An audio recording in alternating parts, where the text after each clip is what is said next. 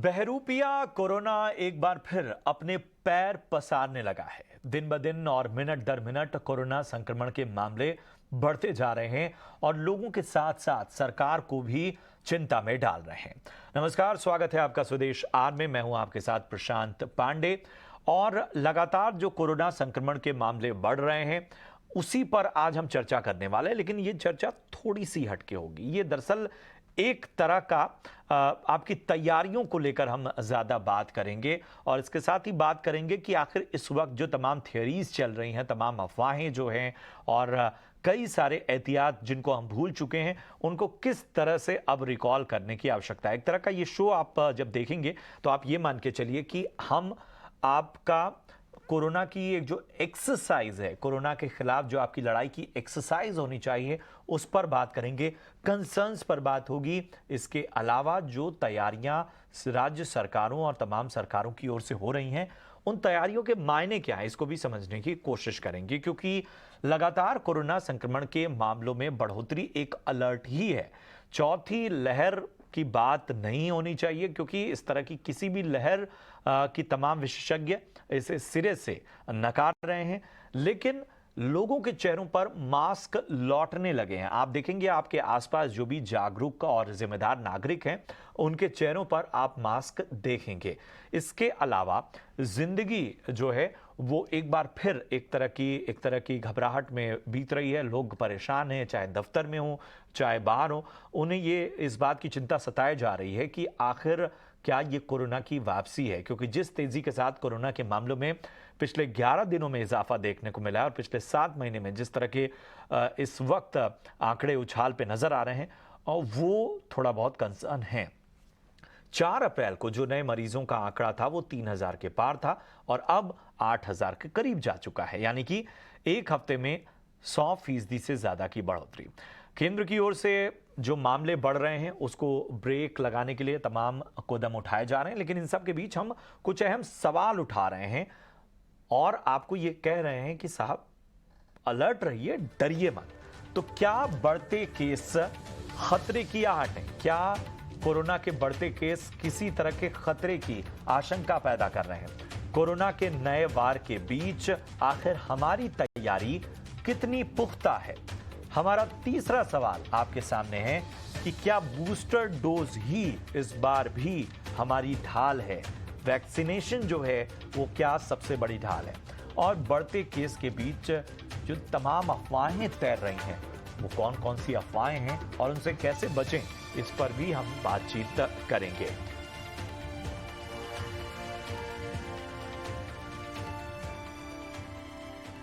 और जिस तरह से हमने आपको तमाम सवाल किए और इन सवालों के साथ हम अपने तमाम एक्सपर्ट्स के पास भी जाएंगे, लेकिन कोरोना के बढ़ते मामलों के जो बीच सबसे बड़ा सवाल है, वो सवाल पैदा हो रहा है कि आखिर किस तरह से इन चीज़ों को देखा जाना चाहिए। और इस पर चर्चा के लिए हमारे साथ दो बेहद खास मेहमान हैं। परिचय आपका करा दूं।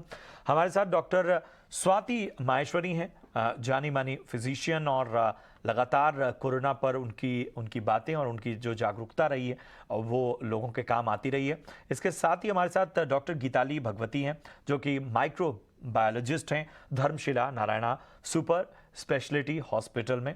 डॉक्टर गीताली, आपका भी बहुत बहुत स्वागत।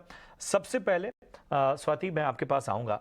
एक चीज़ जो मैं बहुत क्लियर कर देना चाहता हूँ अपने दर्शकों के सामने कि ये जो आंकड़े हैं, ये आंकड़े हैं। इसका मतलब ये नहीं कि आप डर जाइए या इनसे घबराइए, क्योंकि आप सभी को ये मानना होगा और तमाम डॉक्टर एक्सपर्ट ये कहते रहते हैं कि ये जो घबराहट है, ये जो चिंताएं हैं, ये हमारी इम्यूनिटी को वीक करती है। डॉक्टर स्वाति, ये जो शो है, मैं ये कहूँगा कि ये एक तरह की एक्सरसाइज हम करवाने वाले हैं अपने दर्शकों को। बहुत सी चीज़ें जो हैं वो उनकी याददाश्त से दूर हो चुकी हैं।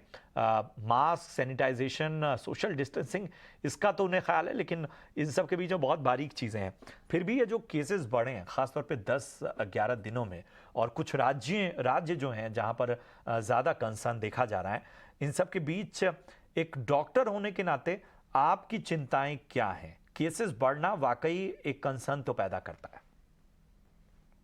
देखिए प्रशांत जी, डेफिनेटली जब संक्रमण बढ़ता है और लोग ज़्यादा तादाद में संक्रमित होने लगते हैं, तो कहीं न कहीं एक चिंता का विषय इसलिए भी आ जाता है कि अभी ये ठीक से क्लियर नहीं हो पाता है कई बार कि कितने ऐसे लोग संक्रमित होंगे जो कि पहले से बीमारियों से जूझ रहे हैं, या जिनकी रोग प्रतिरोधक क्षमता अच्छी नहीं है, या वो बच्चे हो सकते हैं, गर्भवती महिलाएँ हो सकती हैं और उनमें ये कैसे रिएक्ट करेगा? क्या उनको ज़्यादा तीव्र बीमारी तो नहीं होगी? और अक्सर हम देखते भी हैं कि ये एक ऐसा वर्ग होता है जिसमें ज़्यादा हॉस्पिटलाइज़ेशंस वगैरह होते भी हैं। तो इनको लेकर के हमारी ज़्यादा चिंता रहती है, वरना अगर आप देखें तो पिछले जो ओमिक्रॉन की वेव आई थी पिछले साल और अब जो भी अभी हम देख रहे हैं कि ओमिक्रॉन के वेरिएंट्स ही हैं, ये उतने ज़्यादा तीव्र बीमारी नहीं कर रहे हैं। लोगों में ज़्यादातर हल्की-फुल्की बीमारी हो रही है और इसीलिए आप देखें भी तो भारत का जो रिकवरी रेट है, वो बहुत ही बेहतर है और हम ज़्यादा कोई ऐसी डेथ्स या हॉस्पिटलाइज़ेशन में उछाल नहीं दिख रहे, जो कि एक राहत की बात है। लेकिन जब संक्रमण बहुत तेज़ी से बढ़ता है और ज़्यादा से ज़्यादा लोग संक्रमित होते हैं, तो कई बार नए म्यूटेशंस आने की संभावनाएँ भी बहुत बढ़ जाती हैं। और यही हमारे लिए चिंता का विषय रहता है और यही हमारी एक कोशिश भी रहती है कि हम उन वेरिएंट्स को नहीं आने दें। इसीलिए हम बार-बार लोगों से अपील भी करते हैं कि भई आप मास्क लगाइए, सोशल डिस्टेंसिंग का ध्यान रखिए, वैक्सीनेट करिए क्योंकि अभी भी देखिए भारत में केवल 27% ही लोग ऐसे हैं जिन्होंने बूस्टर डोज़ या प्रिकॉशनरी डोज़ लगाई है। और ये चिंता का विषय है क्योंकि जो लोगों की उत्सुकता है वैक्सीन को लेकर के वो धीरे-धीरे कम होने लगी। एक ज़रूरी बात जो मैंने ऑब्ज़र्व करी है देखिए पिछले वेव से भी और उससे पिछली वेव को भी अगर हम देखें, तो जब लोग एहतियात बरतना शुरू कर देते हैं, जब लोग वैक्सीन लगाना शुरू कर देते हैं, जब मास्क को इम्पोर्टेंट समझना शुरू कर देते हैं, जो जो सर्ज आ रहा होता है वो धीरे-धीरे कम भी होने लगता है। यानी कि हमें ये नहीं सोचना है कि ये चीज़ें कारगर नहीं है या मास्क लगाएँगे तो ऐसे कैसे बच जाएँगे, ये तो बस देखने की चीज़ है। ये फीलिंग कई सारे लोगों के मन में रहती है, तो ये एक गलत धारणा है और हमें समझना चाहिए कि देखिए अभी भी सर्ज हो रहा है, अभी भी संक्रमण बढ़ रहा है और आप देखेंगे कि जैसे ही लोग इसको सीरियसली लेना शुरू करेंगे, जैसे ही लोग मास्क लगाएँगे, वैक्सीनेशन शुरू कर देंगे, धीरे-धीरे ये मात्रा जो हम केसेज़ की उछाल देख रहे हैं, ये कम भी होने लगेगी। तो ये हमारे अपने ही हाथ में है कि हम उन चीज़ों को दोबारा अपनाएँ, उनका ध्यान रखें ताकि हम इस संक्रमण को कम कर सकें।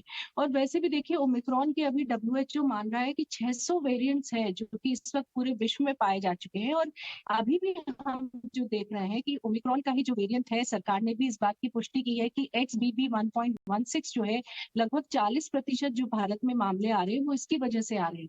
और ये बहुत ज़्यादा घातक वेरिएंट अभी तक नहीं माना गया है। इससे ज़्यादातर लोगों को हल्की-फुल्की सर्दी-खाँसी, बुखार या कंजंक्टिवाइटिस आँखों में या पेट खराब होना, इस तरह की समस्याएँ आ रही है, जो कि आसानी से घर में रह कर के ठीक भी हो रही है।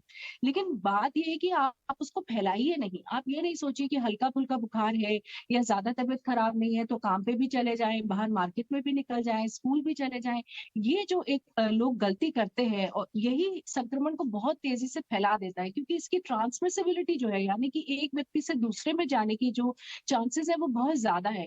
इसलिए हमें वो जो शुरुआती 4-5 दिन होते हैं, वहाँ पे संयम की बहुत ज़्यादा ज़रूरत है, खुद को आइसोलेट करने की ज़रूरत है और टेस्टिंग भी अगर अब आप देखें, तो भारत में उतनी उत्सुकता से नहीं हो रही है और लगातार राज्य सरकारें भी लोगों को प्रेरित कर रही है कि अगर आपको इस तरह के लक्षण दिखाई दे रहे हैं, तो टेस्ट ज़रूर कराएँ। इसलिए उससे जो है हमें वो भी ज़रूर कराते रहना चाहिए क्योंकि बिल्कुल। वहीं से फिर जीनोमिक टेस्टिंग भी हो पाती है और वहीं से इसके बारे में भी जानकारी मिल पाती है कि क्या कोई नया वेरिएंट तो नहीं है जो कि सर्कुलेट कर रहा हो, जिसके बारे में अभी तक जानकारी नहीं हो। तो इन सब चीज़ों में लोगों की भागीदारी जो है वो भी बहुत ज़्यादा इम्पोर्टेंट है और उसका हमें लगातार ध्यान रखने की ज़रूरत बिल्कुल, है। बिल्कुल और ये भागीदारी जो है वो हम देख रहे हैं कि कुछ लोगों तक ही सीमित रह गई है। आप किसी क्राउड में भी रहें तो चुनिंदा लोग हैं जो अपनी ज़िम्मेदारी समझ रहे हैं और बाकी लोगों को जिन्होंने कोरोना का एक बुरा दौर देखा है, जिन्होंने सब कुछ महसूस किया है, अपनों को खोया है, उन सब को शायद ये हमारी प्रवृत्ति बन चुकी है कि हम बड़ी जल्दी सामान्य हो जाते हैं। इस सामान्य होने की प्रवृत्ति से हमें बचना होगा। डॉक्टर गीताली, अ, ये जो वेरिएंट है और जिसके बारे में कहा जा रहा है कि ये ज़्यादा संक्रामक नहीं है, क्या इसका असर इस वजह से ज़्यादा नहीं है कि लोग जो हैं वो बड़ी तादाद में वैक्सीनेट हो चुके हैं, उन्हें वैक्सीन लग चुकी है, लोग अब अपनी हेल्थ को लेके, अपने स्वास्थ्य को लेकर ज़्यादा जागरूक हैं, लोग अपनी इम्यूनिटी की बेहतर तरीके से परवाह कर रहे हैं, क्या इस वजह से हम ये इसके बहुत ज़्यादा घातक नहीं होने की स्थितियां देख रहे हैं, या ये वाकई ऐसा वेरिएंट है जो हमें ये मान के चलना होगा कि सामान्य सर्दी जुकाम की तरह ही आपको थोड़ा परेशान करके निकल जाएगा? देखिए जैसे कि डॉक्टर श्वेता ने कहा है, ओमिक्रॉन वेरिएंट को लेके almost 600 variants are there, more than that, because viruses का प्रॉपर्टी होता है वो म्यूटेट करता है, एवरी टाइम इट म्यूटेट्स। तो म्यूटेशन की वजह से बहुत सारे ऐसे वेरिएंट्स भी आते हैं जो टाइम के साथ साथ वो गायब भी हो जाते हैं और कोई वो डिजीज भी नहीं करता। तो इसी तरह थोड़ा सा जो इन्फेक्शन करने वाला जो वेरिएंट आया है, that is this variant which is roaming around this time. तो ये XX1.16 जो वेरिएंट है वो अभी हालांकि हमने जितने भी पेशेंट्स देखे हुए हैं, इतना सीवियर वाला सिम्टम्स है नहीं, जो होम आइसोलेशन से ठीक हो सकता है वैसे मरीज जाता है। ऑब्वियसली कोमॉर्बिड पेशेंट्स में डेथ भी हुआ है, ये मैं नहीं कहूंगी। आगे जाके यस, ये अगेन ये म्यूटेट करने का चांसेस है और हो सकता है इसका सीवियर वेरिएंट भी आए। तो preparedness is very very important. And पहला जो जो अफवाह बोलते हैं वो एक है, बीइंग अ माइक्रोबायोलॉजिस्ट हम इतने सालों से टेस्टिंग कर रहे हैं, तो ये अफवाह मत सोचिए कि सच कोविड नहीं है या कोविड एक अफवाह है, ऐसा नहीं है। सच में कोविड इंक्रीज हो रही है, क्योंकि हमें पता रहता है कि कब इंक्रीज हुआ, ये इसका ग्राफ कब नीचे गया, कब ऊपर गया, तो हमें पता रहता है। तो ये मत सोचिए कि ये तो बस न्यूज फैलाने वाली बात है, ऐसा नहीं है कि सच में कोविड इंक्रीज हो रहा है। और एक इम्पॉर्टेंट चीज है कि वैक्सीन का और अभी के लिए जो भी इम्यूनिटी था, ये इम्यूनिटी में गैप हो गया है। जो हमने देखा था फर्स्ट जैसे ही वैक्सीनेशन हुआ उसके बाद इसका जो ग्राफ था वो धीरे धीरे कम हो गया। लेकिन अभी क्या है कि अभी ड्यूरेशन ऑफ बूस्टर डोज, जिन्होंने भी बूस्टर भी लिया है, और तब से अब तक का जो गैप है दैट हैज बीन इंक्रीजिंग। जो इसका मतलब है धीरे धीरे इसका जो असर है, अगर उस मरीज को या उस इंसान को कोविड इन बिटवीन नहीं हुआ है, तो इसका जो इम्यूनिटी है वो धीरे धीरे कम होते जाएगा। क्योंकि ये नेचुरल चीज है। जो वैक्सीन का जो इम्यूनिटी है, कुछ कुछ वैक्सीन ऐसे होते हैं कि नया वेरिएंट्स को कवर नहीं कर पाते हैं। तो ऑब्वियसली इंडिया में जितने वैक्सीन हुए थे उन्होंने ये बोला था कि Omicron variants will be included. तो ये है कि but problem is that duration अभी बढ़ गया है। तो हो सकता है कि इम्यूनिटी का ग्राफ जो है, जो एंटीबॉडीज आती है, वो धीरे धीरे हमारे पास कम होते गई है। और अगर हमने बूस्टर नहीं लगवाया, हो सकता है आगे जाके ये नया म्यूटेट होकर नया वेरिएंट क्रिएट करे।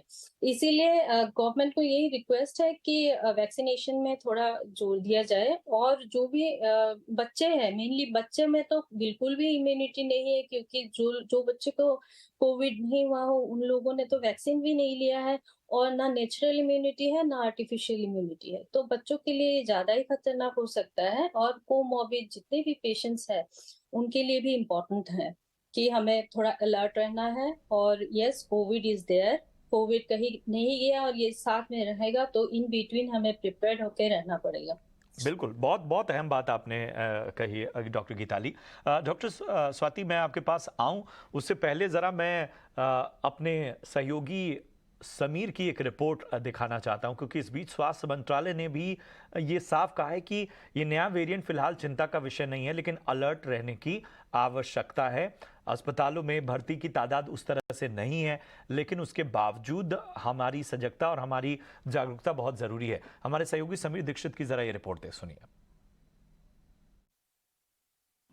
जी बिल्कुल, देश में लगातार बढ़ते कोविड मामलों के बीच ये बड़ी खबर है। स्वास्थ्य मंत्रालय के सूत्रों के माने तो जो नया कोविड वेरिएंट है ये तेजी से फैलता जरूर है, लेकिन इसको लेकर के घबराने की बात नहीं है, क्योंकि इसके चलते हॉस्पिटलाइजेशन दर उतनी ज़्यादा नहीं है। यानी कि संक्रमितों की संख्या ज़रूर बढ़ रही है, लेकिन इससे बहुत ज़्यादा पैनिक होने की सिचुएशन नहीं है। XBB.1.16 जो नया वेरियंट है ये बहुत तेज़ी से फैलता है। यही वजह है कि हाल के समय में जो कोविड संक्रमितों की संख्या है वो बहुत तेज़ी से बढ़ी है। यहाँ यहाँ तक कि पिछले 24 घंटे में हमने देखा कि करीब करीब 8,000 नए कोविड के मामले सामने आए हैं, जिससे सरकार चिंतित है और इसको लेकर के लगातार लोगों से अपील कर रही है कि वो घबराएं नहीं, सतर्क रहें, कोविड अप्रोप्रिएट नियमों का पालन करें। लेकिन राहत की बात यह है कि ये वेरिएंट जो है, इसके चलते हॉस्पिटलाइजेशन की दर, लोगों को अस्पतालों का रुख करना, इसकी बहुत ज़रूरत नहीं पड़ रही है। सूत्रों की माने तो ये जो कोविड बढ़ने का जो इस वक्त ग्राफ है, ये आने वाले 8 से 10 दिन तक जारी रहेगा। हो सकता है कि आने वाले दिनों में आप देखें कि ये संख्या और बढ़ेगी, 10,000 का आंकड़ा भी छू सकती है या पार हो सकती है। लेकिन इससे घबराने की जरूरत नहीं है, क्योंकि 8-10 दिन बाद में ये चीज़ें अपने आप सेटल होंगी और सरकार को लगता है कि हेल्थ प्रिपेयर्डनेस के नज़रिए से स्वास्थ्य इंफ्रास्ट्रक्चर पूरा तैयार है किसी भी स्थिति से निपटने के लिए। लेकिन बड़ी बात यह है कि जो नया वेरिएंट है फैलता जरूर है, लेकिन इसके चलते जो हॉस्पिटलाइजेशन की दर है वो नहीं बढ़ती और घबराने की उतनी ज़्यादा ज़रूरत नहीं है। बिल्कुल। तो ये रिपोर्ट आपने देखी कि किस तरह से जो है वो एक आकलन है कि कुछ दिनों में एक बार फिर से जो है ये केसेस जो हैं वो कम होना शुरू हो जाएंगे, लेकिन उन सब के बीच एहतियात बहुत ज़रूरी है। डॉक्टर स्वाति, केरल में हमने देखा कि वहाँ पर एक ख़ास तरह की गाइडलाइन जारी की गई है कि जो गर्भवती महिलाएं हैं और जो बुजुर्ग हैं वो अपना ख़ास ख्याल रखें, और वहाँ मास्क ख़ास तौर पे इनके लिए अनिवार्य किया गया है।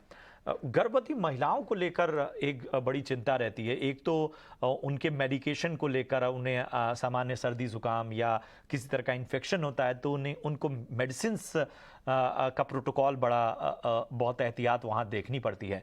ऐसे में किसी महिला को खांसी जुकाम होता है या उसे कोविड होता है, ख़ासतौर पे गर्भवती महिला के लिए, तो वो कितनी बड़ी चिंता की बात है, और वहाँ किस तरह से आप लोग ट्रीटमेंट करती हैं? बिल्कुल, बहुत ही अच्छे तरीके से आपने खुद ही बोला है कि देखिए, जो प्रेग्नेंट फीमेल्स होती हैं वहाँ हमें दवाइयों का बहुत एहतियात रखने की ज़रूरत होती है, क्योंकि हमें जो बच्चा है पेट में उसका भी ख़ास तौर से ध्यान रखना है, और बहुत सारी दवाइयाँ ऐसी हैं जो उसके लिए अच्छी नहीं होती हैं, और उसको कई तरह की परेशानियाँ या जन्मजात परेशानियाँ जो हैं वो भी हो सकती हैं। इसलिए बहुत एहतियात के साथ गर्भवती महिलाओं को दवाइयाँ दी जाती हैं।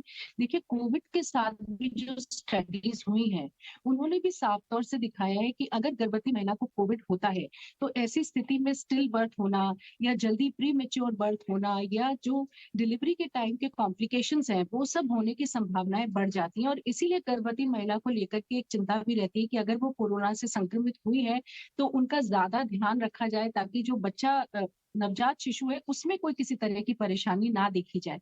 अब देखिए, जब गर्भ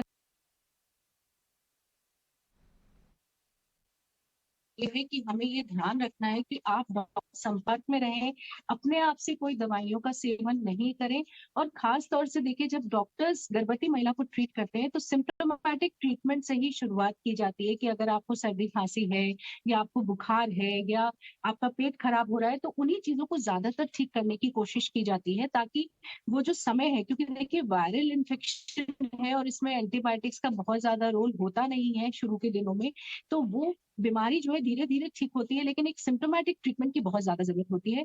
और फिर ये भी ज़रूर बताया जाता है कि भई किस तरह की चीज़ों को आपको देखते रहने की ज़रूरत है, कि अगर कोई डेंजर साइन्स दिखाई दे रहे हैं या कोई और परेशानी है या बुखार बहुत ज़्यादा हो रहा है या गफ़लत की हालत में आ रहे हैं या बिल्कुल खा पी नहीं पा रहे हैं, बहुत ज़्यादा वॉमिटिंग हो रही है, तो ऐसी स्थिति में फिर हॉस्पिटलाइज़ेशन ज़रूरी हो जाता है। इसलिए ख़ास तौर से देखिए, इस वर्ग की लगातार बात की जा रही है और टीकाकरण भी इस वर्ग को उपलब्ध है। सरकार ने पहले ही ये निर्देश दे चुकी है कि इस वर्ग को भी टीकाकरण कराना चाहिए। इसलिए ये वर्ग में भी कई बार बहुत भ्रांतियाँ रहती हैं कि टीका लगवाने की वजह से नवजात शिशु में कोई परेशानी तो नहीं हो जाएगी या जो गर्भवती महिला है उसे कोई दिक्कत तो नहीं हो जाएगी। तो इसके बारे में भी कई बार बात हो चुकी है कि उनके लिए सेफ है, उन्हें टीकाकरण ज़रूर कराना चाहिए। और एक आम जनता के लेवल पर भी देखिए, अगर टीकाकरण की बात करें तो ना केवल जो व्यक्ति टीकाकरण करा रहा है उसको हॉस्पिटलाइजेशन के चांसेस कम हो जाते हैं, ज्यादा तीव्र बीमारी नहीं होती, हमने आईसीयू की रिक्वायरमेंट जो है वो भी टीकाकरण से कम होती हुई देखी है। वहीं समाज के लिए, यानी कि आपके आसपास जो लोग हैं उनके लिए भी एक हर्ड इम्यूनिटी डेवलप होती है। देखिए, जैसे अभी डॉक्टर गीताली भी बोल रही थी कि बच्चों का वर्ग एक ऐसा है जिसमें अच्छी मात्रा में अभी हम वैक्सीन नहीं लगा पाए और बहुत सारे वर्ग के लिए स्वीकृति भी नहीं मिली। उस वर्ग को अगर हम सुरक्षित करना चाहते हैं तो जितने ज्यादा बड़े लोग जो हैं वो वैक्सीन को लगवाएंगे, उतना ज्यादा धीरे धीरे धीरे हम हर्ड इम्यूनिटी की तरफ बढ़ेंगे। देखिए पहले भी डिप्थीरिया, स्मॉल पॉक्स, पोलियो जैसी कई सारी ऐसी खतरनाक बीमारियां हैं जिनको हमने हर्ड इम्यूनिटी से जीता है। यानी कि अगर अच्छी मात्रा में बड़े लोग वैक्सीन लगवाते हैं तो जो बाकी लोग हैं वो ऑटोमेटिकली प्रोटेक्टेड होते बिल्कुल हैं, सही कहा उनको आपने। भी वो सुरक्षा कुछ मिलता है। तो ये बात का हमें जरूर ध्यान रखना चाहिए। बिल्कुल बिल्कुल बिल्कुल। डॉक्टर गीताली, मैं आपके पास आना चाहूँगा। वैक्सीन की जहाँ तक बात है, तो जैसे मैंने कहा कि थोड़ा सा मैं अपने दर्शकों की, आम जनता की थोड़ी एक्सरसाइज कराना चाहता हूँ। वैक्सीन को लेकर मैं देख रहा हूँ तमाम शोज हो रहे हैं, तमाम चीज़ें, बहुत सारे आर्टिकल्स आ रहे हैं, लेकिन वैक्सीन लगवाने के बाद भी कुछ कुछ खास एहतियात का ध्यान रखना था और उसके बारे में बात नहीं हो रही है। तो ज़रा हमारे दर्शकों को बताएं कि वो कौन से एहतियात हैं, खासतौर पे बूस्टर डोज लगाने के बाद या वैक्सीनेशन के बाद, जो लोगों को रखने चाहिए, एक एक एक एक उनकी, एक तरह से उनकी दोबारा उसको रिकॉल करने के लिए। ये सवाल है मेरा। पहला चीज है कि जब भी वैक्सीन लगवाए तो उसका कंप्लीट कोर्स करना बहुत जरूरी है।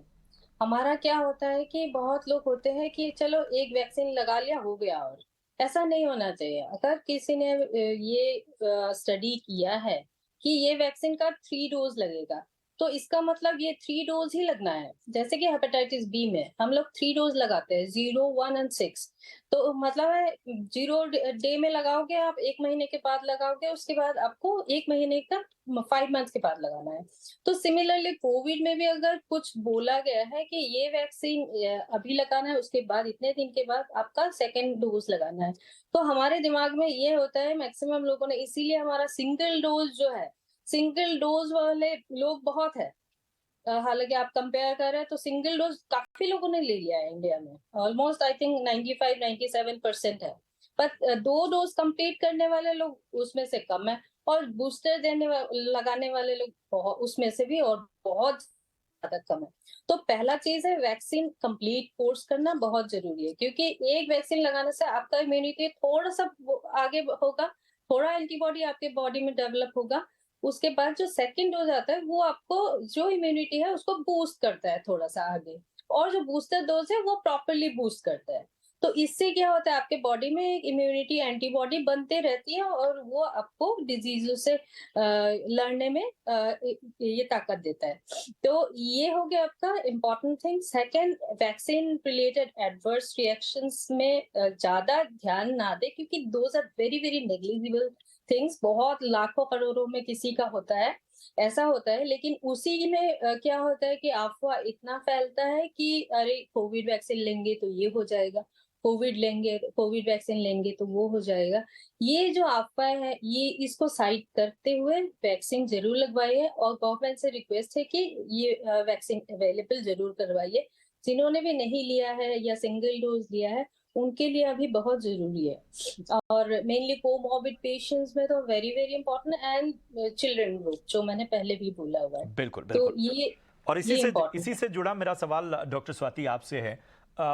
इमीडिएट हम बूस्टर डोज लगवाते हैं या कोविड वैक्सीन लगाते हैं, उसके बाद उस सेंटर पर बहुत सारी जानकारियां दी जाती हैं, लेकिन बहुत से लोग उसको उसको नेग्लेक्ट करते हैं।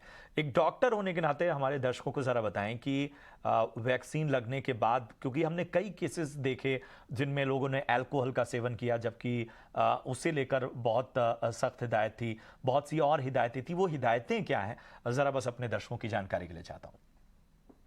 जरूर देखिए, सबसे पहली बात तो ये है कि कई बार देखिए जब हम टीकाकरण कराते हैं तो उसके बाद थोड़ा फीवरिश फील होता है, या ऐसा लगता है कि बहुत ज्यादा दर्द हो रहा है। तो अगर इस तरह की समस्या आ रही है तो उसमें हिदायत दी जाती है कि आप पैरासिटामोल की गोली ले सकते हैं और उससे आपको आराम आ सकता है। लेकिन अगर उससे ज्यादा आपको तकलीफ होती है, किसी को सांस लेने में दिक्कत हो रही है, या बहुत ज्यादा एलर्जिक रिएक्शन हो रहा है शरीर के ऊपर, या आपको बहुत ज्यादा जी मिचला रहा है, तो ऐसी स्थिति में आपको डॉक्टर से संपर्क करना चाहिए, क्योंकि फिर उस स्थिति में हमें कुछ एंटी एलर्जिक मेडिसिन वगैरह होती हैं जिनका इस्तेमाल करने की जरूरत होती है। उसके अलावा जैसे आपने कहा कि अल्कोहल का सेवन जो है वो भी वर्जित किया जाता है कि कम से कम 2 हफ्ते के लिए इस तरह की किसी चीज का सेवन नहीं करना चाहिए, क्योंकि जब हम वैक्सीन लेते हैं तो वो हमारे शरीर के जो एंटीबॉडीज हैं, यानी कि जो रोग प्रतिरोधक क्षमता से जुड़े हुए सेल्स होते हैं, उनको बूस्ट करने के लिए होती है, उनको और ताकतवर बनाने के लिए होती है। और अगर हम इन चीजों का सेवन करें तो फिर वो इफेक्ट जो हम चाह रहे हैं कि वैक्सीन से आएगा, या जो जिस नतीजे के लिए हम वैक्सीन ले रहे हैं वो उतना अच्छा नहीं आ पाता है, इसलिए बोला जाता है कि उसका सेवन नहीं करें। साथ ही एक्सरसाइज को लेकर के भी इस तरह की एहतियात दी जाती है कि कम से कम 4-5 दिन के लिए कोई बहुत ज्यादा मशक्कत का काम या बहुत हैवी एक्सरसाइज जो है वो नहीं करनी चाहिए, क्योंकि कई बार मांसपेशियों में दर्द या फीवर या इस तरह की चीजें कई बार टीकाकरण के बाद रहती हैं। तो हमें खास तौर से बस यही 2-3 बातों का ध्यान रखना है, और मैं बार-बार यही बात बोलूँगी कि टीकाकरण एक बहुत ही सेफ प्रक्रिया है, और भारत में हम देख भी चुके हैं कि इतने करोड़ों डोजेस जो है टीकाकरण हो चुका है। कोई ऐसा एडवर्स इफेक्ट अभी तक सामने नहीं आया है जो कि चिंता बढ़ाए या जिसकी वजह से हमें ये सोचने पे मजबूर हो कि वैक्सीन कहीं ऐसा तो नहीं कर रही है। अभी पिछले कुछ दिनों में प्रशांत जी देखिए, कई सारे लोगों ने ये वीडियोस देखे हैं जिनमें लोगों की हँसते-खेलते अचानक से हार्ट अटैक से मृत्यु हुई है, और कई बार हम वैक्सीन को इसका कारण मानते हैं, क्योंकि मैंने सोशल मीडिया पे कई जगह इस तरह के पोस्ट देखे जहां लोगों ने वैक्सीन को इसका कारण माना। देखिए, लेकिन वैक्सीन इस चीज के पीछे नहीं है, क्योंकि हमारी जो वैक्सीन है वो बहुत पुरानी पद्धति से बनाई गई वैक्सीन है, चाहे हम कोविशील्ड की बात करें या जो हमारी दूसरी वैक्सीन है उसकी बात करें। दोनों ही वैक्सीन इतनी पुरानी तकनीक से बनाई गई हैं कि उसमें पहले भी जिन बीमारियों के लिए हमने इन वैक्सीन को यूज किया है वहां ये दिक्कत नहीं देखी गई है। और साथ ही सरकार भी अब इसके ऊपर स्टडी कर रही है और ये जानने की कोशिश कर रही है कि जो यंग लोग हैं और अचानक से जो इस तरह के हार्ट अटैक्स हो रहे हैं उसके पीछे क्या कारण है। और यही कोरोना के ऊपर स्टडीज ऑलरेडी आ चुकी हैं कि कोरोना से जब आप संक्रमित होते हैं, चाहे आप माइल्ड इन्फेक्शन हो चाहे सिवियर इन्फेक्शन हो, तो भी वो हमारे हृदय पे बुरा असर डालता है। और कई बार अगर आपके और रिस्क फैक्टर्स भी हैं तो ऐसी स्थिति में माइक्रो इन्फार्क्ट जो है वो दिल में मरने की संभावनाएं बहुत बढ़ जाती हैं, जिसकी वजह से सडन हार्ट अटैक, या कई सारे लोग बोलते हैं कि दिल की धड़कन जो है वो ऊपर नीचे होती रहती है, कभी तेज है कभी हल्की है, कभी घबराहट महसूस हो रही है। तो ये एक ऐसा वर्ग है जिसको खास तौर से अपने जो भी हृदय से जुड़े हुए टेस्ट होते हैं वो जरूर कराने चाहिए। लेकिन इन सब चीजों को हम वैक्सीन एक जिम्मेदार माने, ये बिल्कुल भी ठीक नहीं है। और अपने मन में इस तरह की भ्रांति वैक्सीन को लेकर के नहीं पाले। और वैक्सीन ही बात इस आपने वक्त कही देखिए भारत के कि लिए वरदान कोविड ही के रहे। दौरान जिस तरह की इस तरह की शिकायतें हैं या पोस्ट कोविड बहुत सारे लोगों को जो दिल से जुड़ी बीमारियां या उसकी वजह से उनकी तकलीफ बढ़ने की, उसमें हमने ये भी देखा कि साफ तौर पे जब डॉक्टर्स ने ये ट्रीटमेंट किया तो उन्होंने इस बात का बड़ा खास ख्याल रखा। बहुत बड़ी तादाद में लोगों को ब्लड थिनर्स या ख़ास तौर पे उस तरह की दवाएं या उस तरह की डाइट या अपनी लाइफस्टाइल में बदलाव करने के लिए कहा गया। तो बहुत सी चीज़ें कारक होती हैं जब आप देखते हैं। जाहिर सी बात है कि कोई बीमारी जो इस तरह से आपको इफ़ेक्ट कर रही है वो कुछ ना कुछ तो नुकसान पहुंचाएगी, लेकिन उन सब के बीच में आपकी तैयारी कितनी है ये बहुत मायने रखती है। बहुत बहुत शुक्रिया करेंगे डॉक्टर स्वाति और डॉक्टर गीताली, आप दोनों का हमसे जुड़ने के लिए। उम्मीद है कि हमारी ये तमाम जानकारियां आपके काम आई हों और इसी तरह से आपको किसी भी तरह से परेशान होने की आवश्यकता नहीं है, फिक्र करने की आवश्यकता नहीं है। जागरूकता की ज़रूरत है, बस उसका ध्यान रखिए। एहतियात की आवश्यकता है, बस उसका ख्याल रखिए। फिलहाल हम यहाँ एक ब्रेक के लिए रुकेंगे। ब्रेक के उस पार कुछ खास खबरें आपका इंतजार कर रही हैं।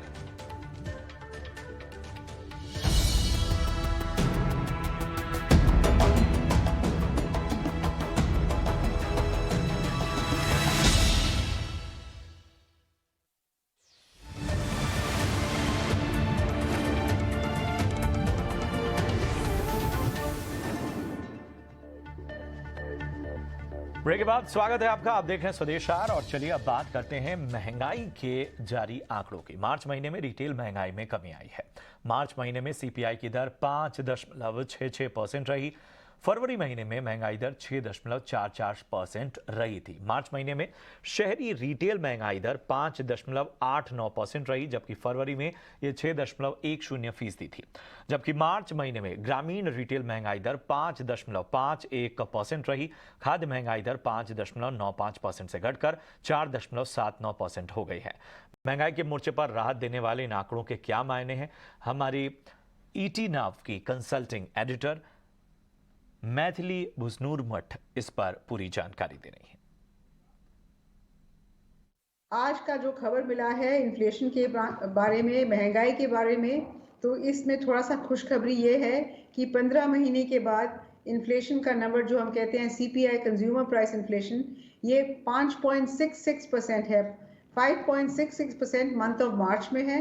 पिछले महीने में इट वाज 6.45, तो उसके मुताबिक काफ़ी घट गया है। इन्फ्लेशन, और इसका की ड्राइवर है फूड इन्फ्लेशन। फूड इन्फ्लेशन इस बार आया है 4.8%, जो पिछले महीने में काफ़ी उससे ज़्यादा था। तो इस वजह से हमारा लगता है कि इन्फ्लेशन में थोड़ा सा हमें सेटिस्फैक्शन मिल सकता है, लेकिन हम यह नहीं भूल सकते कि एक कारण ये है कि पिछले अगर मार्च 2022 का देखें तो उसके मुताबिक इन्फ्लेशन बहुत ही हाई था। मार्च 2022 में ओवरऑल इन्फ्लेशन था 6.95% और फूड इन्फ्लेशन था 7.68%। तो इस वजह से हमको लगता है कि इस मार्च में महंगाई की दर में थोड़ा सुझाव हुआ, इम्प्रूवमेंट हुआ है, लेकिन यह हम कंप्लीट कॉन्सोलेशन नहीं ले सकते कि जैसे हम कहते हैं कि समर का महीने में हमेशा खाद्य पदार्थों के दाम बढ़ जाते हैं, वेजिटेबल सब्जियों के दाम बढ़ जाते हैं, और जैसे हमने देखा है कि ऑयल प्राइसेस में ऑलरेडी इंक्रीज हुआ है, तो आगे जाते महीने में हम कह नहीं सकते कि ये जो ट्रेंड है ये पार्ट ऑफ अ ट्रेंड है कि ये एक महीने का है, लेकिन ये तो है कि हाई बेस इफेक्ट जो हम कहते हैं स्टैटिस्टिकल मिराज की वजह से है। हमको लगता है कि at the moment government and RBI have some reason to feel थोड़ा सा सेटिस्फैक्शन कि इन्फ्लेशन आरबीआई के अपर बैंड के अंदर आ गया है मार्च 2023 में। चलिए बढ़ते हैं आगे। औद्योगिक उत्पादन दर की बात करें तो इसमें भी इजाफा देखने को मिला है। आज आए आंकड़ों के मुताबिक फरवरी महीने में इंडेक्स ऑफ इंडस्ट्रियल प्रोडक्शन यानी IIP की दर 5.2% से बढ़कर 5.6% पर पहुंच गई है। और चलिए अब बात करते हैं TCS के तिमाही नतीजों की। नतीजे अनुमान से हल्के कमजोर रहे, आय उम्मीद के मुताबिक रही। ज्यादा जानकारी दे रही हमारी सहयोगी अनीशा जैन। TCS के नतीजे उम्मीदों से लोअर आए हैं। इसका रीज़न ये है कि जो डॉलर ग्रोथ आई है वो 1.6% है वर्सेस स्ट्रीट एक्सपेक्टेशन जो कि 2% था। इवन कॉन्स्टेंट करेंसी ग्रोथ 1% से लोअर आई है। स्ट्रीट एक्सपेक्ट कर रहा था एटलीस्ट 1% ग्रोथ आएगा। मार्जिन फ्रंट पे भी बड़ा डिसअपॉइंटमेंट है। 25% का स्ट्रीट एक्सपेक्टेशन था, एक्चुअल नंबर 24.5% आया है। हालांकि एटलीस्ट जो डील विन का डेटा है वो काफ़ी स्ट्रॉन्ग आया है, $10 बिलियन। बट गोइंग फॉरवर्ड जो हेडकाउंट एडिशन है वो भी टेपेड ही है, काफ़ी म्यूटेड रहा है headcount addition at 821, but last quarter तो डिक्लाइन आया था 2200 का, तो उससे थोड़ा सा इंप्रूवमेंट है। बट मेरे हिसाब से ये स्ट्रीट के लिए थोड़ा नेगेटिव ही लिया जाएगा नंबर, क्योंकि मार्जिन पे डिसअपॉइंटमेंट है एंड कमेंट्री इतनी स्ट्रॉन्ग नहीं रही है। तो देखना पड़ेगा कि आगे चल के कैसे स्टॉक रिएक्ट करता है, क्योंकि वैल्यूएशंस कंफर्टेबल है बट थोड़ा डिसअपॉइंटमेंट है अर्निंग्स पे। और वहीं दूसरी दिग्गज IT कंपनी इन्फोसिस के कल जो है वो तिमाही के नतीजे जारी होंगे। नतीजों का अनुमान बता रही हैं हमारी सहयोगी अनीशा जैन। इन्फोसिस के नतीजे थोड़े म्यूटेड रहेंगे TCS के मुकाबले, ऐसा ही स्ट्रीट मान के चल रही है। एक्सपेक्टेशन है कि डॉलर रेवेन्यू $4,720 मिलियन आएगा, rupee revenue close to 38,850 and constant currency growth देखा जाए तो 0.6% का एक्सपेक्ट कर रहे हैं। सो देखा जाए तो जो गाइडेंस था कंपनी का वो 16.5% था पूरे साल के लिए। 9 मंथ्स में उन्होंने ऑलरेडी 18% किया है, तो Q4 का आस्क रेट काफ़ी कम है एंड स्ट्रीट यही मान के चल रही है बिकॉज ये सीजनली वीकेस्ट क्वार्टर है कंपनी के लिए, हम वो इम्पैक्ट देखेंगे। मार्जिन्स भी फ्लैट रहेंगे इस क्वार्टर 21.5% पे, क्योंकि टॉप लाइन ग्रोथ स्लो हुआ है और ऑल्सो जो ट्रैवल कॉस्ट है, वीज़ा कॉस्ट है, वो सब बढ़ गए हैं कंपनी का, तो उसका इम्पैक्ट आएगा। डील विंस काफ़ी डिसेंट रहे हैं, तो $2.5 बिलियन स्ट्रीट एक्सपेक्ट कर रहा है, बट की रहेगा कि आगे जाके FY24 के लिए क्या गाइडेंस है। ज़्यादातर स्ट्रीट मान के चल रही है कि 6 to 8% ग्रोथ गाइडेंस आएगा with a margin profile of around 21 to 22%। Also BFSI vertical में क्या कमेंट्री रही है, हेडकाउंट एडिशन क्या रहता है, और देखा जाए तो डील विन पाइपलाइन कैसा है, ये सब चीज़ों का ही ध्यान रहेगा स्ट्रीट का, क्योंकि वैल्यूएशन वाइज कंफर्टेबल हो गया है। 21 टाइम्स फॉरवर्ड अर्निंग्स पे ट्रेड कर रहा है Infosys versus 5-year average of around 23-24 times, but growth का मेजर कंसर्न है IT कंपनीज के लिए इस बार। तो ग्रोथ का मेजर कंसर्न है IT कंपनीज के लिए। इधर बाजार आज लगातार 8वें कारोबारी दिन तेजी के साथ बंद हुए। निफ्टी 21 फरवरी के बाद पहली बार आज आधे % की तेजी के साथ 17,800 के ऊपर बंद हुआ। निफ्टी की इस तेजी की अगुवाई DB लैब्स और डॉक्टर रेड्डीज ने की। सेंसेक्स 235 अंक चढ़कर 60,393 के पास बंद हुआ। निफ्टी बैंक में भी खासी तेजी देखी गई। यहाँ HDFC बैंक और ICICI बैंक में सबसे ज्यादा उछाल नजर आया। निफ्टी मिड कैप और स्मॉल कैप भी हरे निशान में बंद हुए। निफ्टी आईटी इंडेक्स में भी 1% की तेजी दिखी। हालांकि निफ्टी पीएसयू बैंक 0.5% गिरावट पर बंद हुआ। दिन भर बाजार का क्या रहा हाल और कल के लिए क्या हो सकते हैं ट्रिगर, हमारे सहयोगी डिम्पी कालरा इसकी जानकारी दे रहे हैं। पहले आते निफ्टी के टॉप गेनर्स पे। आज बाजार को हेल्प कौन कौन कर रहा था? अगर आज देखें तो डिविस ने आज जोरदार उड़ान भरी। इसके पीछे इसके शिपमेंट का नंबर था। डिविस के 2 नंबर बहुत इंपॉर्टेंट होते हैं। फर्स्ट उसका शिपमेंट का नंबर, दूसरा उसका अर्निंग का नंबर। अर्निंग पिछले 3 क्वार्टर से बैक टू बैक खराब आ रही है, लेकिन शिपमेंट जैसे ही ठीक आती है शेयर का रिएक्शन कुछ इससे मिलता है।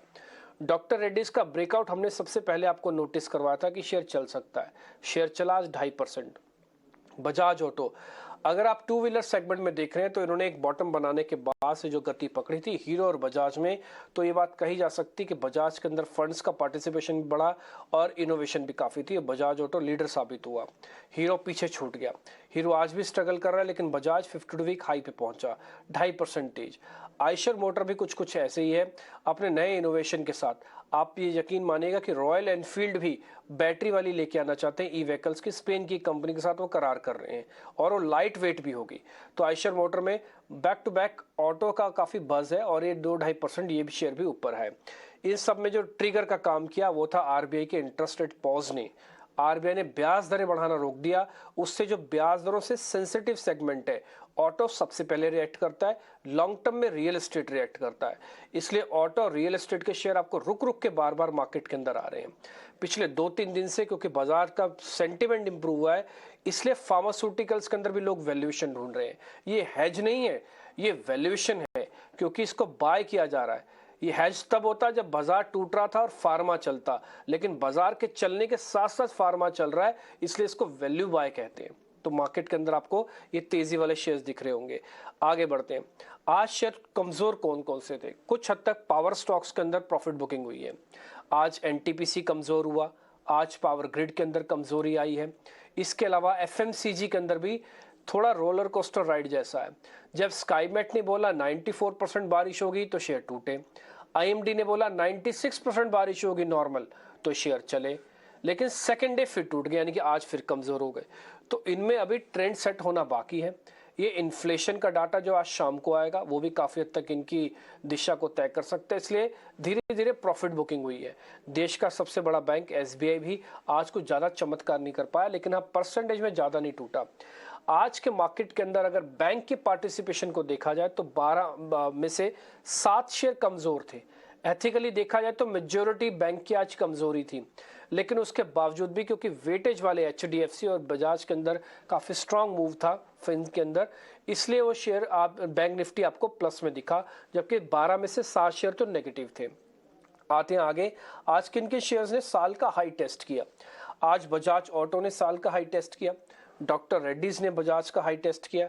आज अल्ट्राटेक ने भी साल का हाई टेस्ट किया है। अगर आप सोचेंगे कि 50 में से 3 share 4 share almost days high यानी साल का हाई टेस्ट कर रहे हैं, तो फिर ये शॉर्ट कवरिंग जो आई है, या मैं बोलूंगा अब फ्रेश लॉन्ग जो बन रहा मार्केट के अंदर, ये क्यों नहीं टिक सकता। आते हैं छोटे मझोले शेयर्स का हाल क्या हुआ है, वो भी आपकी स्क्रीन पे लेके आते हैं। पहले फर्टिलाइजर स्टॉक्स की बात करते हैं। ये सीजन तो था ही था फर्टिलाइजर स्टॉक्स का, लेकिन उस पर अच्छा काम किया जब सरकार के हवाले से खबर आ रही है कि इनकी प्राइस रिवीजन हो सकता है। गवर्नमेंट 2 चीज कर रही है। पहला, वो अपने ऊपर भी लोड नहीं लेगी, किसानों के ऊपर भी लोड नहीं डालेगी। कुछ इस तरह का मैकेनिज्म बनाया जा रहा है कि बात भी बन जाए और कोई नुकसान भी ना हो, किसी भी पार्टी का नुकसान ना हो। इसलिए फर्टिलाइजर शेयर्स का रिएक्शन होना स्वाभाविक था। फैक्ट तो बाकायदा सर्किट पे चला गया। आरसीएफ, इसके अलावा यूपीएल, मद्रास फर्टिलाइजर शेयर्स भी काफी अच्छे चले हैं। इसके अलावा आईएफबी इंडस्ट्रीज, लॉरस लैब जैसे शेयर्स ने भी आज बाजार के अंदर काफी दमखम दिखाया अपना। इस कैटेगरी में कमजोर शेयर कौन से थे? उसके अंदर ब्लू डार्ट वो कमजोर हुआ, बीईएमएल के अंदर कमजोरी आई, साथ ही जेएस स्टील, जिंदल स्टील जिसको हम कहते हैं, उसके अंदर भी आपको कमजोरी आते हुए देखिए, आप अपनी स्क्रीन पर देख पा रहे होंगे। ब्लू डार्ट के अंदर भी आज थोड़ा नुकसान था 3% का। साल का हाई किस शेयर्स ने लगाया? उसमें इंडिया मार्ट, हम 2 दिन से आपको नोटिस करवा रहे थे, वो शेयर काफी अच्छा चला। गैस वाले स्टॉक्स में वापस बज आया तो आईजीएल आज टॉप गेनर बन गया और इसने साल का हाई टेस्ट कर दिया। बजाज ऑटो ऑलरेडी मैं आपको बता चुका हूं। एक डाटा पैटर्न्स नाम की भी कंपनी है, उसने भी आज साल का नया हाई टेस्ट किया। कुल मिला के अगर आप बात देख रहे हैं मार्केट की, तो रिदम चौतरफा है। आज भी आप देख रहे होंगे कि एडवांस डिक्लाइन मार्केट्स का काफी ठीक था और ये आगे बढ़ता हुआ दिख सकता है। और चलिए अब आपको दिखाते हैं सेबी के नए लोगो की झलक। सेबी के फाउंडेशन डे के मौके पर यह नया लोगो जारी किया गया। मुंबई के सेबी हेडक्वार्टर में हुए एक समारोह में इसे जारी किया गया। इस मौके पर सेबी की चेयरपर्सन माधवी पुरी बुच ने कहा कि यह नया लोगो सेबी की समृद्ध विरासत और नए डेटा तकनीक का यूनिक कॉम्बिनेशन है। यह सिक्योरिटी मार्केट, इसके डेवलपमेंट और रेगुलेशन समेत निवेशकों के हितों की सुरक्षा को दिखाता है। LIC mutual fund asset management के CIO योगेश पाटिल का कहना है कि भारतीय बाजार में लंबी अवधि के नजरिए से बेहतर ग्रोथ की उम्मीद है। निवेशकों को life style segment, manufacturing segment पर फोकस करना चाहिए। देखिए, ग्लोबली इंडिया जो है ऐसा कंट्री है जहां पे ग्रोथ है और रियल इंटरेस्ट रेट जहां पे पॉजिटिव भी है। तो इंक्रीमेंटली अगर आप ग्रोथ देखेंगे अगले 10 सालों के लिए या 20 सालों के लिए, इंडिया एक ऐसा देश है जहां पे ग्रोथ है, जहां पे पॉपुलेशन है, वर्किंग पॉपुलेशन है।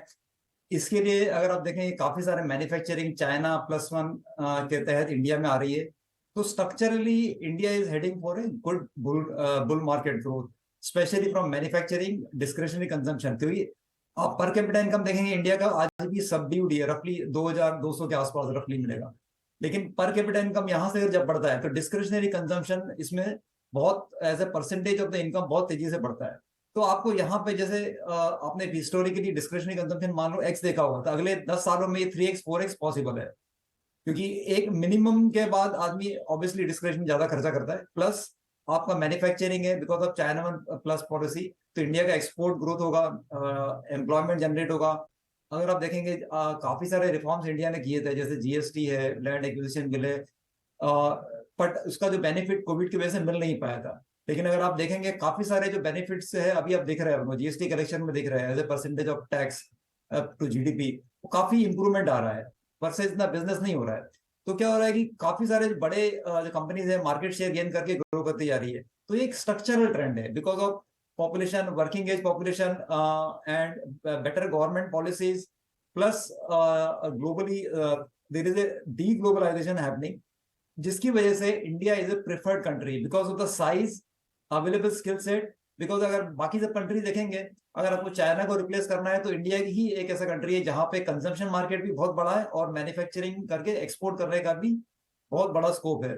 तो अगर आप मुझे पूछेंगे कि पूरी दुनिया में इंडिया का ये कंट्री का जो जिस स्टेज पे हम लोग जहाँ पे रिफॉर्म्स है, वर्किंग पॉपुलेशन है, काफी सारा आप देखेंगे मैन्युफैक्चरिंग लैंड भी है, तो स्ट्रक्चरली काफी चीजें पॉजिटिव है जो कि आज की तारीख में किसी देश में अवेलेबल नहीं है।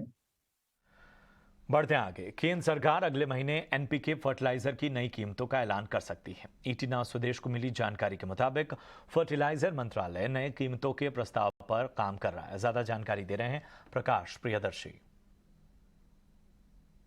देखिए, सूत्रों के हवाले से हमें एक्सक्लूसिव जानकारी मिल रही है कि सरकार NPK कैटेगरी के जो फर्टिलाइजर प्रोडक्ट्स हैं उनके ऊपर जो सब्सिडी की नई दरें हैं उसकी घोषणा अगले महीने की शुरुआत तक कर सकती है। सूत्र हमें बता रहे हैं कि खरीफ सीजन 2023 के लिए नई दरों की घोषणा होगी जो कि 1 अप्रैल 2023 से एप्लीकेबल होगी। सूत्र हमें बता रहे हैं कि फर्टिलाइजर मंत्रालय ने इस प्रस्ताव पर चर्चा की शुरुआत कर दी है और ग्लोबल प्राइसेस के कॉन्टेक्स्ट में NPK कैटेगरी के फर्टिलाइजर प्रोडक्ट्स की दरें इस वक्त क्या है उसकी समीक्षा की जा रही है। जैसा कि आपको पता है कि ग्लोबल मार्केट में रॉ मटेरियल के प्राइसेस में कमी देखने को मिली है और उसी कॉन्टेक्स्ट में दरों की समीक्षा जो है वो की जा रही है। एक बार जब दरों के ऊपर सहमति बन जाएगी फिर फाइनल प्रपोजल जो है वो कैबिनेट के पास मंजूरी के लिए भेजा जाएगा। सूत्र हमें इस बात की भी जानकारी दे रहे हैं कि ग्लोबल मार्केट में रॉ मटेरियल के प्राइसेस में कमी देखने को मिली है और उसकी वजह से सरकार के ऊपर जो ओवरऑल सब्सिडी बर्डन है उसमें भी कमी देखने को मिल सकती है, जो कि राहत की बात है। हालांकि इसको स्पष्ट किया गया है कि किसानों के ऊपर किसी भी तरह का अतिरिक्त बोझ जो है वो नहीं डाला जाएगा। एक और अहम मसला है जिसकी जानकारी हमें मिल रही है वो दरअसल सब्सिडी भुगतान से संबंधित है। फर्टिलाइजर मंत्रालय ने फर्टिलाइजर कंपनियों का जो भी इस वक्त पेंडिंग बिल है सब्सिडी से संबंधित उसका भुगतान कर दिया है, उसको क्लियर कर दिया है। यानी कि फर्टिलाइजर कंपनियों का कोई भी बकाया सरकार के ऊपर नहीं है। इधर ई फार्मेसी बिजनेस पर देश अपना अलग मॉडल होगा। स्वास्थ्य मंत्रालय ई फार्मेसी के पक्ष में नहीं है। नए मॉडल के लिए सरकार कंपनियों के साथ एक अहम बैठक करेगी। पूरी डिटेल्स दे रहे हैं हमारे सहयोगी समीर दीक्षित।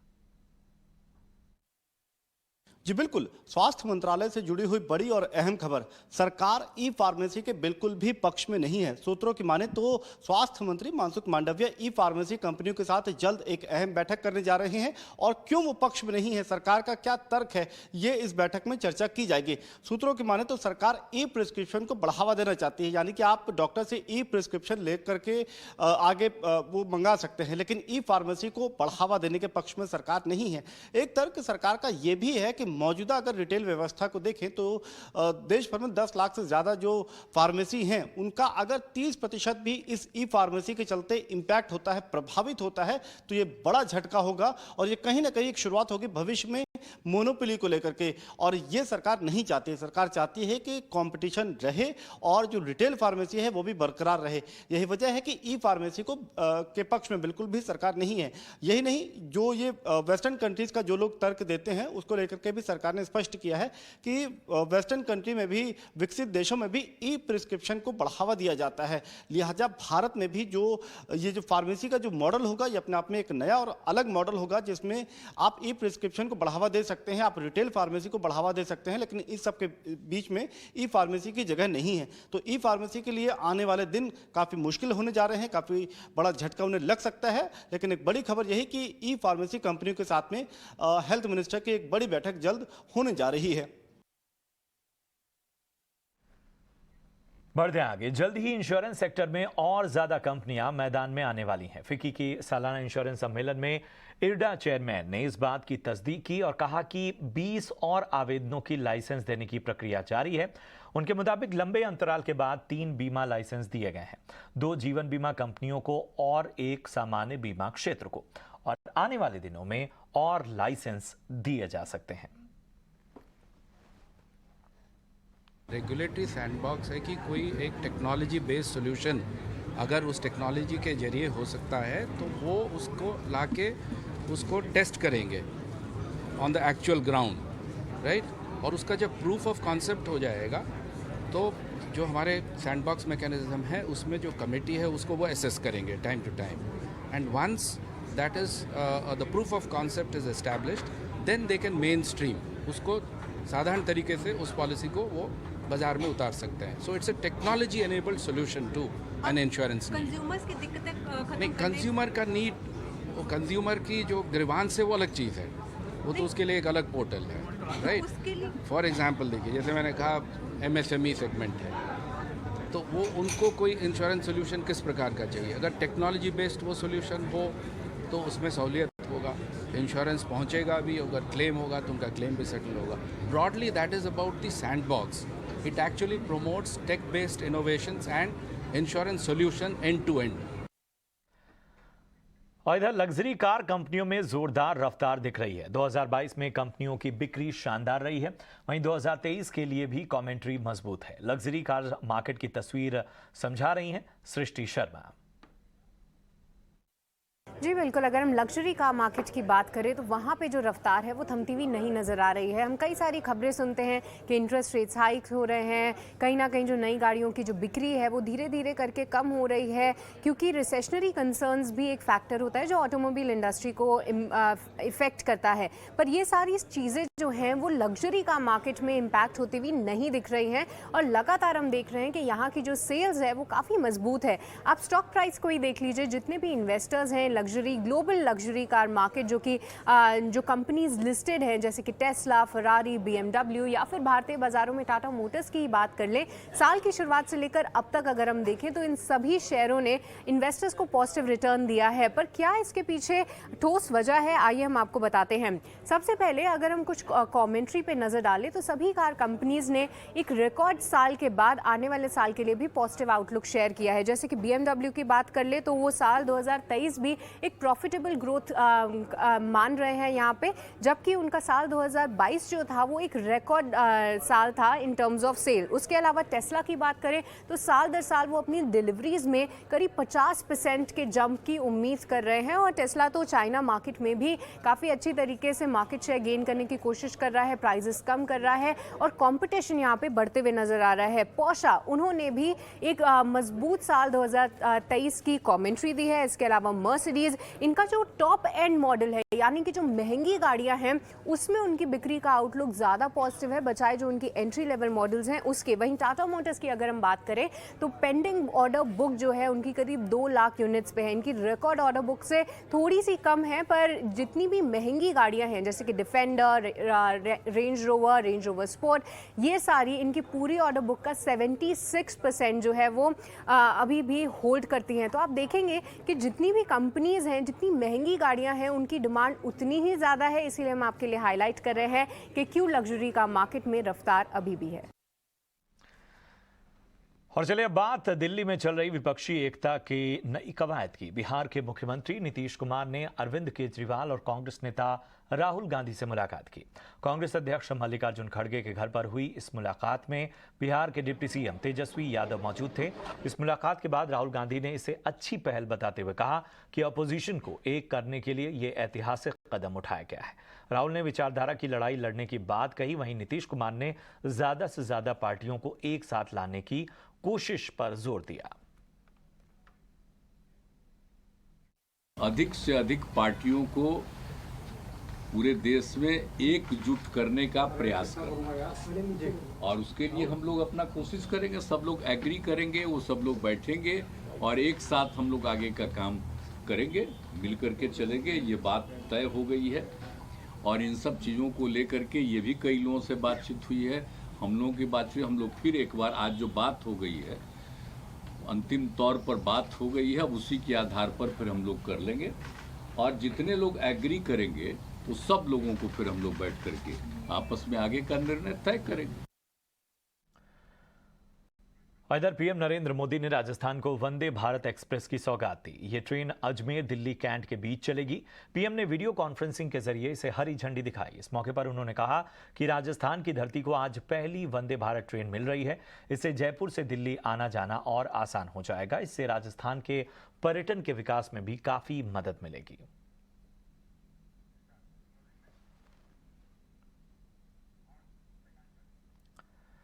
और इसी के साथ इस बुलेटिन में इतना ही। दीजिए इजाजत। आप देखते रहिए ET नाउ स्वदेश। नमस्कार।